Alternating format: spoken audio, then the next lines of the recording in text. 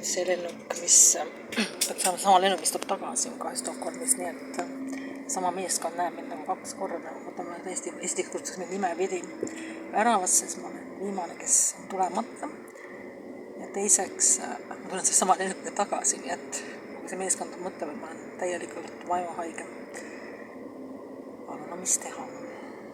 Võib-olla see hea märk, et nimepidi kutsus. Ma pole kunagi nimepidi vist kutsutud lennuke.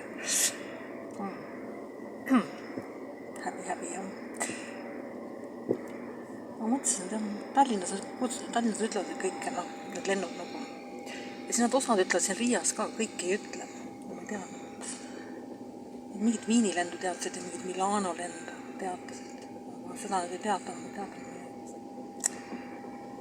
Täielik